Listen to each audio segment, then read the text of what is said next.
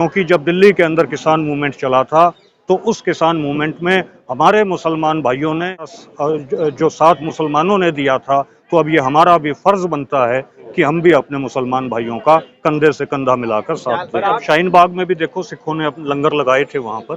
तो सिख एक समझदार कौम है, सिख अपना नफा नुकसान जानती है। और 84 के बाद 1984 के बाद जिस तरीके से इन्होंने दिल्ली में भी जो है सिखों की नस्ल कुशी की, होलोकास्ट किया सिखों का, उसके और 5 लाख ऑपरेशन वुड रोज चलाकर पंजाब में हमारे 5 लाख सिख भाइयों को मारा। तो सिख बखूबी जानते हैं कि हमारा दोस्त कौन है और हमारा दुश्मन कौन है। और सिखों को पता है कि मुसलमान हमारे दोस्त हैं, मुसलमान हमारे भाई हैं। इतिहास में भी, तारीख में भी जो है मुसलमान और सिखों की आपस में सांझ रही है। भाई मर्दाना जी पूरी उम्र गुरु नानक देव जी के साथ रहे। हमारा जो दरबार साहिब है, जिसे हिंदू गोल्डन टेम्पल कह देते हैं, हरमिंदर साहिब, उसकी नींव साईं मियां मीर जो एक मुसलमान फकीर थे, उनसे हमारे गुरुओं ने रखवाई थी। बाबा फरीद की बाणी गुरु ग्रंथ साहिब में दर्ज है। तो जिस वजह से सिखों और मुसलमान एक ही अल्लाह को या एक ही अकाल पुरख को मानने वाले, तौहीद में विश्वास करने वाले दोनों धर्म हैं। और इन दोनों ही सिस्टम के विक्टिम हैं। आप देखें आज किसी और, हालांकि सब हमारे भाई हैं, लेकिन आज आप देखें कि और किसी धर्म का कोई पॉलिटिकल प्रिजनर आज जेल में नहीं है। केवल या तो मुसलमान पॉलिटिकल प्रिजनर जेलों में है या सिख पॉलिटिकल प्रिजनर्स जेलों में हैं। और सिख पॉलिटिकल प्रिजनर्स को तो 28, 30 साल हो चुके हैं, जो अपनी सजा का भी दोगुना काट चुके हैं। उसके बावजूद भी जहां राजीव गांधी के हत्यारों को छोड़ दिया जाता है, वहां सिख पॉलिटिकल प्रिजनर्स को केवल ये दिखाने के लिए कि सिख इस मुल्क में दोयम दर्जे का शहरी है, वो फर्स्ट क्लास शहरी नहीं है। मुसलमान फर्स्ट क्लास शहरी नहीं है, वो दोयम दर्जे का शहरी है। इस वजह से जानबूझकर मुसलमान और सिख पॉलिटिकल प्रिजनर्स को जेलों में डाला गया है। ये केवल एक मुद्दा नहीं है।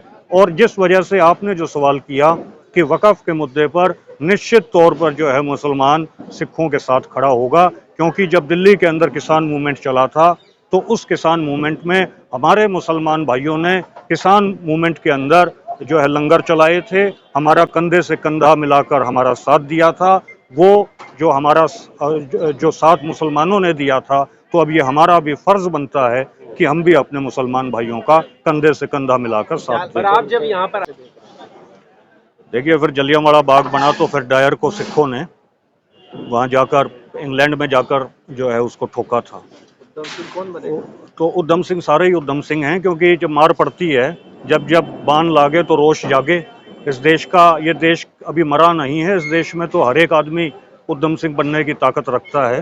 तो इस वजह से जो है हमें बिल्कुल ये साइकोलॉजिकल वार है, ये डराना चाह रहे हैं। लेकिन इन्हें पता नहीं है कि इस देश में जो लोग हैं, जो ट्राइबल लोग हैं, जो मुसलमान हैं, जो सिख हैं, वो डरने वाले इनसे नहीं हैं।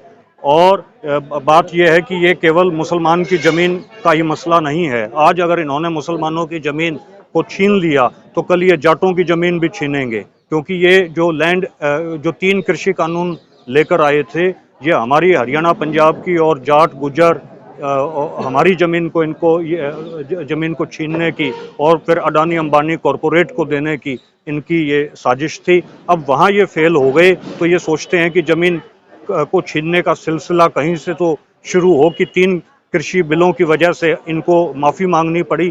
तो अब ये सोच रहे हैं कि मुसलमानों की ज़मीन को छीन लिया जाए।